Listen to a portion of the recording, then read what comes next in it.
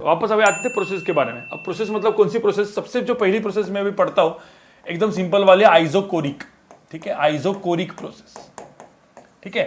थोड़ा सा क्या करते हैं ना, अभी फर्स्ट लॉ ऑफ थर्मोडायनामिक्स को यूज करते हैं, थोड़ा सा फर्स्ट लॉ ऑफ थर्मोडायनामिक्स है ना उसको भी थोड़ा सा यूज करते हैं, ठीक है। अब इसके पहले ना थोड़ा सा एक यहाँ पे एक चीज लिखता हूं मैं, यहाँ पे मैंने यू की वैल्यू कितनी है गाइस? यू की वैल्यू कितनी? F/2 nRT, ये आगे मेरी इंटरनल एनर्जी। तो मैं du को क्या लिख सकता हूं? du को क्या लिख सकता हूं? F/2 nRdt, क्योंकि बाकी तो सब नंबर्स है ना गाइस, समझ में आ रहा है क्या? u F/2 nRT होगा तो du क्या होगा? F/2 nRdt, समझ में आया? और यहां से अपना प्रूव हो गया कि my internal energy depends upon what? Internal energy depends upon what? Temperature, right. Isochoric process में क्या चीज कांस्टेंट होती है? v क्या होता है? कांस्टेंट होता है। यहां पे अभी ना सिर्फ तीन चीजें दिमाग में रखो, रहेंगी कि नहीं रहेगी? एकदम सिंपल है ना, और क्या रखना है यार? तीन चीजें दिमाग में रखना है। dq is equal to du plus dw, simple. pv is equal to nRT, भाई बचपन से पढ़ते आ रहे। और du is equal to F/2 nRdt, अभी पढ़ा है, ठीक है, तो अभी तो ये याद तो रहेगा ही रहेगा। Where f is called degree of freedom, ठीक है। अब v कांस्टेंट है, ठीक है। तो अब एक काम करते हैं, पहले अपन अपना ना फेवरेट वाला चीज लिख देते हैं यहाँ पे, ठीक है। dq इज इक्वल टू हो गया du प्लस dw हो गया। अब मुझे तो v कांस्टेंट है, तो मुझे तो वर्क की वैल्यू कितनी होगी? बस बराबर बराबर वर्क की वैल्यू 0 होगी, ठीक है। अब वर्क की वैल्यू 0 होगी तो du को तो du ही रखते हैं अपन। dq को क्या लिखते हैं अपन? dq को क्या लिखते हैं? क्या लिखते हैं गाइस? n cv क्या लिखते हैं भाई? ये NCDT लिखते हैं ना। dq q क्या होता है? dq क्या होता है? NCDT तो dq तो NCDT होता है। चलो एक काम करो, एक और चीज बढ़ा देते हैं यहाँ पे, ये भी तो याद रखो, dq होता है NCDT। अब c को cv कब डालना है, cp कब डालना है, वो तो आपके ऊपर है, राइट। हाँ, तो ये बाद में, तो dq इज इक्वल टू क्या हुआ? NCDT, दिमाग में रखो। अब nc को अपन ने यहाँ पे क्या डाला कि कांस्टेंट वॉल्यूम की बात चले तो cv लिख दिया। कोई दिक्कत है यहाँ पे? अब मुझे बताओ, तो यहां पे एक तो चीज समझ में आई, du की वैल्यू आ गई NCV/dt। और मुझे बताओ du को हम लोग और क्या लिख सकते हैं गाइस? और क्या लिख सकते हैं? क्या लिख सकते हैं? F/2, नहीं भाई इधर देखो ना, F/2 nRdt लिख सकते हैं ना। NDT कैंसिल हो गया, तो CV को हम लोग क्या लिखेंगे? CV क्या आ गया? F/2 r आ गया कि नहीं आ गया? ठीक है, तो CV की जो वैल्यू आई वो क्या आई? F/2 r। अब मुझे होता है F भी कांस्टेंट है, R भी कांस्टेंट है, 2 भी कांस्टेंट है, ठीक है। तो CV का जो वैल्यू है वो F/2 r हो चुका है। मुझे एक बात बताओ, क्या मैं एनर्जी फॉर एनी प्रोसेस, देखो यहां पे फॉर एनी प्रोसेस का मतलब क्या है? For any polytropic process, whether it is isobaric, isochoric, isothermal, adiabatic, ठीक है। क्या मैं एक बात बताओ, क्या मैं du को F/2 nRdt लिख सकता हूं कि नहीं लिख सकता? भाई लिख सकता हूं ना, उसका कोई देना देना ही नहीं ना भाई। ये तो अपन ने जो ये तो अपने डिराइवेशन किया था इक्विपार्टीशन एनर्जी से किया था, राइट। इक्विपार्टीशन एनर्जी थ्योरम से अपन ने सब डिराइव किया था, राइट। अब n यहां पे डाल देता हूं मैं, small n into F/2 RT, right. ये तो लिख सकता हूं मैं। अब मुझे तो F/2 r से मैंने यहां पे क्या लिखा? F/2 r क्या आया? CV आया। तो मुझे एक बात बताओ, क्या मैं du को NCV/dt भी लिख सकता हूं फॉर एनी प्रोसेस? भाई लिख सकता हूं ना, क्योंकि CV की वैल्यू F/2 r है। तो मुझे बताओ कि du को मैं कभी भी ऐसा लिखूंगा NCV/dt, तो आप ऐसा मत बोलो कि ये NCV/dt सिर्फ वैलिड है आइसोकोरिक के लिए। आइसोकोरिक के लिए वैलिड है क्या? एक सबके लिए वैलिड है, समझ में आ रहा है? ये सबके लिए वैलिड है, क्योंकि एक्चुअल में du को ये लिखना चाहिए था, लेकिन ठीक है, ये n F/2 r dt लिखना चाहिए था, लेकिन ठीक है, F/2 r को मेरे को पता है CV होता है, तो मैं ये लिख दूंगा हर प्रोसेस के लिए। समझ में आ रहा है? सो मैंने यहां पे लिखा ना फॉर एनी प्रोसेस, तो ये करके ना ब्रैकेट ये दिमाग में डाल दो, आपके दिमाग में डाल दो। F/2 r को अपन CV लिखते हैं ना, तो अपन कोई भी प्रोसेस में du को NCV/dt लिख सकते हैं, नॉट नेसेसरी कि आइसोकोरिक हो। सेकंड प्रोसेस का नाम है कौन सा? आइसोबारिक प्रोसेस, ठीक है। अब कौन से चीजें मैंने दिमाग में रखने के लिए बोली थी? बताओ पहले, कौन चीजें मैंने दिमाग में रखने के लिए बोली थी? dq is equal to du plus dw, दिमाग में डालो, ये हमेशा याद रखना है। फिर मैंने सेकंड क्या बोला था? गाइस, हाँ, अब एक ध्यान में रखना, PV is equal to NRT मेरा सेकंड इक्वेशन है, क्या इसको कोई डिफरेंशिएट करके दिखा सकता है? डिफरेंशिएट करके मतलब मैंने बोला प्रेशर, वॉल्यूम एंड टेम्परेचर तीनों एन एन को आर कांस्टेंट है, तो मैं इसको ना डिफरेंशियल फॉर्म में लिखता हूं यूवी रूल होता है ना, यू का डेरिवेटिव फिर वी कांस्टेंट प्लस वी का डेरिवेटिव यू कांस्टेंट, तो अपन क्या लिख सकते हैं guys? DP V constant DV P constant, बराबर ना, is equal to N R D T. ये कौन सा फॉर्म है? ये कौन सा फॉर्म है गाइस? ये इसका कौन सा फॉर्म है? डिफरेंशियल फॉर्म है। डी की वैल्यू क्या याद रखने के लिए बोली थी? एफ बाई टू एन, ठीक है, अब यहाँ पे N F by two R D T, इसको मैं क्या लिख सकता हूं guys? N C V D T भी लिख सकता हूं कि नहीं लिख सकता? Equation number 3। डीक्यू को हम लोग क्या लिखते हैं? N C D T. Isobaric में क्या कांस्टेंट होता है? प्रेशर कांस्टेंट होता है, ठीक है। चलो डिफरेंशियल फॉर्म देखो, डिफरेंशियल फॉर्म में लिखता हूं मैं, डिफरेंशियल फॉर्म लिखता हूं मैं dq is equal to du plus dw, ये डिफरेंशियल फॉर्म मैंने लिखा, ठीक है। अब हर एक को अपना अपना कॉन्स्टेंट प्रेशर में dq को क्या लिखेंगे बताओ? n, अरे आइसोबारिक की बात कर रहा हूं मैं, n cp dt, ठीक है। du को क्या लिखेंगे अपन? n cv dt लिख सकता हूं मैं डायरेक्टली, देखो ना यहां पे लिखा हुआ है। हाँ, किसी ने बोला सर dw को क्या लिखेंगे? स्मॉल वर्क क्या होता है? pdv pdv pdv। चलो अब देखो यार, इसका डिफरेंशियल फॉर्म यूज करना है अपने को, पीवी इक्वल टू एनआरटी नहीं, पीडीवी। अब मुझे बताओ, कांस्टेंट प्रेशर, प्रेशर जब कांस्टेंट होता है तो डीपी की वैल्यू कितनी होती है? व्हाट इज डीपी की वैल्यू? 0। अब डीपी की वैल्यू यहां पे 0 हो गई, तो मुझे बताओ पीडीवी की वैल्यू कितनी हुई? एनआरडीटी, एनआरडीटी, तो पीडीवी यहां पे एनआरडीटी हो गया। अब यहां पे देखो सेकंड टर्म लिखता हूं मैं, NCPDT equal to NCVDT plus PDV की वैल्यू क्या होगी? N R D T. समझ में आ रहा है क्या? पीडीवी को क्या लिख सकते हैं हम? एनआरडीटी लिख सकते हैं। अब मुझे तो NDT NDT cancel, NDT NDT NDT cancel, क्या हुआ? सीपी माइनस सीवी, हाँ CP minus CV is equal to R. ये आएगा कि नहीं आएगा? इसको हम लोग क्या बोलते हैं? मेयर्स रिलेशन, बराबर। इसको हम लोग क्या बोलते हैं? Mayer's relation. सीवी की वैल्यू मैंने क्या डिफाइन की थी? सीवी की वैल्यू कितनी आई थी? क्या किया था बताओ मुझे जरा। सीवी की वैल्यू क्या थी? F by two into R. अब मुझे क्या पता चल गया? मेयर्स इक्वेशन पता चल गया, CP minus CV is equal to R. अब इसमें F by two is equal to R करेंगे तो जिससे मुझे सीपी की जो वैल्यू मिलेगी, देखो ना यहाँ पे F by two R plus R करेंगे तो यहाँ पे सीपी की वैल्यू मिलेगी F plus two by two into R, बराबर। अब मैंने यहाँ पे एक इवन मैंने एक चीज डिफाइन की थी, gamma which is equal to CP by CV. तो सीपी बाई सीवी में करूंगा तो F by two into R divide by F by two R. Answer कितना आएगा बताओ मुझे? F by two by F, right. अब मैं यहां पे लिखता हूं मोनो एटोमिक, ठीक है। अब मोनो एटोमिक के लिए, ठीक है, एफ की वैल्यू कितनी थी? एफ की वैल्यू कितनी थी? 3 थी। एफ की वैल्यू 3 थी, तो यहां पे मैं लिखता हूं सीपी की वैल्यू कितनी आएगी? 3 प्लस 2 कितना? 5 बाई 2, हाँ तो 5 आर बाई 2। सीवी की वैल्यू कितनी आएगी? 3 डाल दो यहां पे, 3 आर बाई 2, राइट। तो अब मुझे बताओ गैमा की वैल्यू कितनी आएगी? CP by CV which is equal to कितना? 5 बाई 3। 5 बाई 3 मतलब कितना आता है? What is 5 by 3? 5 बाई 3 की वैल्यू कितनी आती है? 1.67 टाइम्स, ठीक है। ये मोनो एटोमिक के लिए हो गया। डाई एटोमिक के लिए क्या होगा? डाई एटोमिक के लिए 2 केसेस थी। एक जगह एफ की वैल्यू कितनी थी? ठीक है, लो टेम्परेचर के लिए एफ की वैल्यू कितनी थी? 5 थी। और एफ की वैल्यू कितनी थी? 7 थी फॉर हाई टेम्परेचर, मतलब normal temperature and high temperature के लिए, ठीक है। तो यहां पे आप देखोगे 2 केसेस हो गई। सीपी की वैल्यू यहां पे कितनी आई? 5। सीपी की वैल्यू आई यहां पे 7 आर बाई 2। सीवी आया 5 आर बाई 2। समझ में आ रहा है क्या?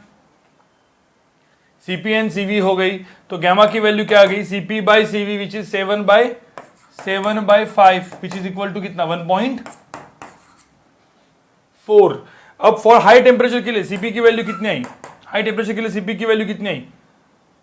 9 आर बाई 2। अब चेक करो, 9 आर बाई 2, सीवी की वैल्यू आई 7 आर बाई 2 और गैमा की वैल्यू आई 9 by 7 which is equal to कितना? 1.4। 29, राइट। पॉलीएटॉमिक, पॉलीएटॉमिक के लिए क्या क्या था? एफ की वैल्यू मैंने एवरेज कितना लिखी थी? मैंने एफ की वैल्यू कितनी लिखी थी? मैंने 6, एफ की वैल्यू 6 लिखी थी। तो सीवी की वैल्यू कितनी आई? 6/2 मतलब 3R, ठीक है। और सीपी की वैल्यू कितनी आई? 6 + 2/2 मतलब 8/2 मतलब 4R, ठीक है। तो गैमा की वैल्यू कितनी आई? CP/CV which is equal to 4/3, ठीक है। क्या लिखा है? What is adiabatic process? Thermodynamic process in which there is no exchange of heat from the system to its surrounding. इसका मतलब क्या हुआ? डेल्टा क्यू की वैल्यू क्या होगी? 0 या डी क्यू की वैल्यू, डेल्टा क्यू लिखो या डी क्यू लिखो, इसकी वैल्यू क्या हो जाएगी? 0 हो जाएगी गाइस। अब मुझे बताओ एडियाबैटिक प्रोसेस में अपन करने गए एडियाबैटिक प्रोसेस को, तो पहले तो अपना सेकंड लॉ ऑफ थर्मोडायनेमिक्स लिखो। चलो मैं एक काम करता हूं, कलर बदल देता हूं, इस कलर में लिखते हैं। तो dq इज इक्वल टू, जब मैं du प्लस dw करता हूं, ठीक है, तो मुझे बताओ यहां पे ये चीज कितनी लिखी अपन ने? 0। du को क्या लिखा मैंने? ncv dt लिखा मैंने। What is dw pdv? n dt को देखो यहां पे इस इक्वेशन में, देखो जो मैं सर्कल कर रहा हूं ये देखो, n dt को क्या लिख सकते हैं? n dt को क्या लिख सकते हैं गाइस? n इंटू dt को क्या लिख सकते हैं? dpv plus dvp divide by r, ठीक है। तो मैं इस इक्वेशन को देखो क्या करूंगा, 0 इज इक्वल टू cv तो है ही, तो cv n dt जो है ना, n इंटू dt को यहां पे क्या लिखेंगे? dpv plus dvp divide by r plus pdv। 0 is equal to क्या करेंगे? r में मल्टीप्लाई हो जाएगा, ठीक है, dp into v into cv, ठीक है, plus dv pdv into cv plus यहां पे pdv इंटू r हो गया। कोई दिक्कत है अभी यहां पे? बताओ। इस r को मल्टीप्लाई करो, cv को इन दोनों टर्म से मल्टीप्लाई करो ना भाई। cv जो है इस टर्म से भी मल्टीप्लाई होगा, इस टर्म से भी मल्टीप्लाई होगा, जो यहां पे लिखा मैंने, और फिर r यहां पे जाएगा तो pdv r बराबर। अब मुझे बताओ यहां से pdv कॉमन निकालो, ठीक है, क्या आएगा? ठीक है, तो dp इंटू वी ये तो होगा ही, इंटू cv ये तो था। अब यहां पे pdv कॉमन निकला और cv प्लस r, मुझे तो cv प्लस r को क्या बोलते हैं अपन? बताओ भाई, cv प्लस r को क्या बोलेंगे अपन? cp minus cv is equal to r। एक नया रिलेशन मिला था ना अपना, इक्वेशन नंबर 6। हाँ, तो इसको हम लोग क्या बोलेंगे? इसको हम लोग क्या बोलेंगे? cp बोलेंगे, ठीक है। तो इसको cp लिख दिया अपन ने। अब एक काम करते, इसको इधर उधर लेके जाओ, तो dpv into cv is equal to minus pdv into क्या? cp, बराबर ना। अब cp बाई cv को क्या बोलते हैं अपन? क्या बोलते हैं? गैमा बोलते हैं, ठीक है। cp बाई cv को लिखेंगे गैमा, तो माइनस गैमा pdv हो जाएगा, ठीक है। और यहाँ पे भी ब्रैकेट में इधर लिख के देखता हूं मैं, cp बाई cv को मैंने क्या लिखा? गैमा लिखा। ये एक डेरिवेशन है गाइस, ये डेरिवेशन हमेशा करने की जरूरत नहीं, एक डेरिवेशन बता रहा हूं मैं, आपको फाइनल रिजल्ट याद रखना है। तो dp बाई p करेंगे अपन minus gamma dv by v, ठीक है। और फिर अपन इसको इंटीग्रेट करेंगे गाइस, इसको इंटीग्रेट करेंगे, ठीक है। v इनिशियल p इनिशियल, ठीक है, इस तरीके से। यहां पे देखो v initial p initial v final p final, तो यहां पे जो आंसर आएगा वो क्या आएगा? ln of p final by p initial, ठीक है। और यहां पे क्या? Minus gamma ln of v final by v initial. अब हम लोग क्या करेंगे? माइनस साइन इधर चला गया, तो ये क्या आएगा यहाँ पे? ln of p final minus ln of p initial, ऐसे लिख सकते हैं ना इसको, इस तरफ माइनस, हाँ, और माइनस यहां पे क्या लिख सकते हैं? ln of v initial to the power gamma minus ln of v final to the power gamma. इतना समझ में आ रहा है क्या? बताओ पहले। हाँ, अब एक इसको इधर लाओ, इसको इधर लाओ, ठीक है। तो ln ऑफ, इसको जब इधर लाते हैं तो p final plus ln of v final to the power gamma, तो मुझे बताओ ln एक साथ हो गया तो ln ऑफ क्या आएगा, p final v final to the power gamma, और यहां पे क्या ln ऑफ p इनिशियल, ये सब पढ़ा होगा ना आपने, v initial to the power gamma. तो मुझे एक बात बताओ, यहां से अपने को क्या मिल गया, p final v final to the power gamma is equal to p initial v initial to the power gamma. इसका मतलब क्या हो गया, p into V to the power gamma is equal to क्या आ जाएगा गाइज, कांस्टेंट। ठीक है, तो ये चीज दिमाग में डाल देना। अब यहां पे देखो डीक्यू, एडियाबैटिक प्रोसेस, डीक्यू की वैल्यू 0 होती है, डीक्यू की वैल्यू 0, और ये सब कुछ जो अपन ने पढ़ा हुआ है उसको यूज करके अपने को पता चल गया PV to the power gamma is equal to क्या आएगा, constant. PV to the power gamma constant आएगा। अब कोई बोलेंगे सर और कितने इक्वेशंस पॉसिबल है, और कितने equations PV to the power gamma is equal to constant है, और कितने इक्वेशंस पॉसिबल है। तो हमेशा ध्यान में रखना PV is equal to NRT equation हमेशा वैलिड है कि नहीं है। अब पीवी का रिलेशन मतलब दिया हुआ है, किसी ने बोला सर मुझे टीवी का इक्वेशन चाहिए, टीवी टेम्परेचर एंड वॉल्यूम का इक्वेशन चाहिए, तो क्या होगा, तो पी के जगह ना यहाँ पे, पी के जगह यहाँ पे एनआरटी बाई वी डाल दो। ठीक है, अब एनआरटी बाई वी यहां पे डाल देंगे, तो यहां पे देखो पी के जगह मैंने क्या किया, एनआरटी बाई वी कर लिया, into V to the power gamma हो गया इज इक्वल टू कांस्टेंट।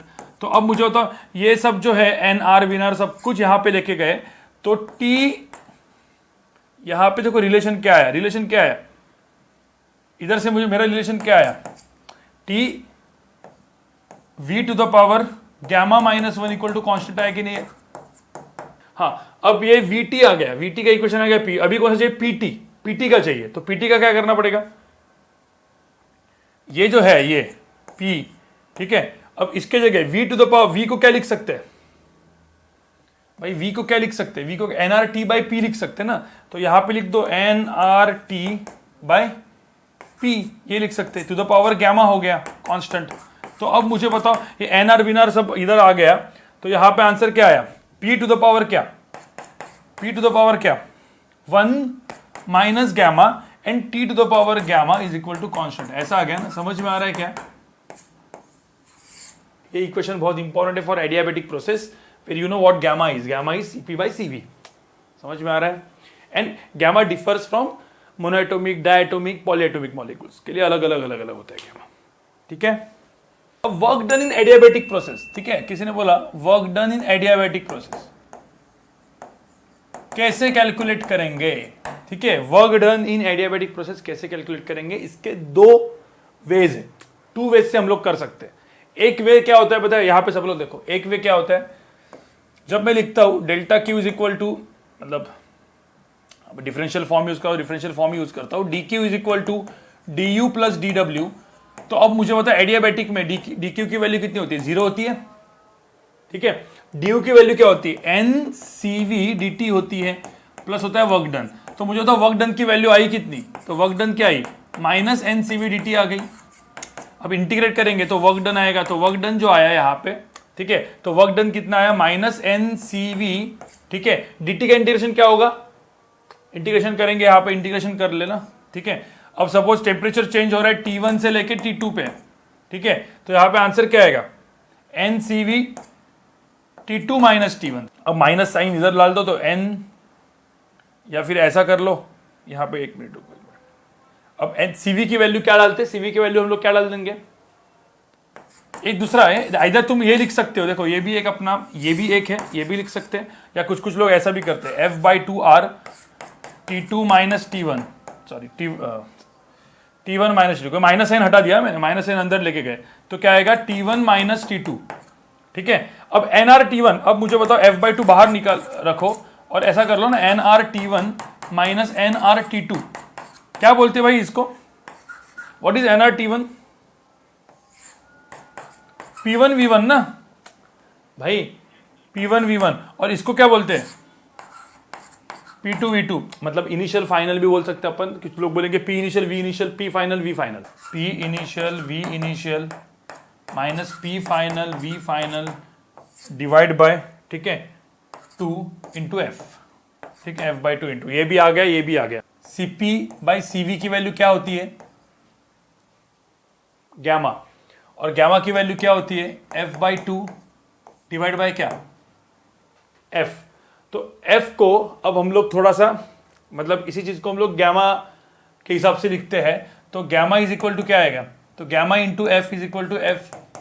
ठीक है, तो अब मुझे बताओ यहां पे मैं एफ को in terms of gamma minus मतलब एफ को इधर लेके गया गैमा माइनस 1 इंटू 2, तो एफ की वैल्यू क्या आई 2 डिवाइड बाय क्या, एक 2 डिवाइड बाय गैमा माइनस 1, यहां पे एफ की वैल्यू डाल दो तो 2 कैंसिल हो गया। तो मेरा एक और रिलेशन आ गया P initial V initial minus P final V final divide by क्या, गैमा माइनस 1। या फिर work done, P initial V initial को हम लोग क्या लिखते हैं एन आर। ठीक है, यहां पे T initial minus T final divide by gamma minus 1। दोनों चीजें समझ में आ रहा है क्या।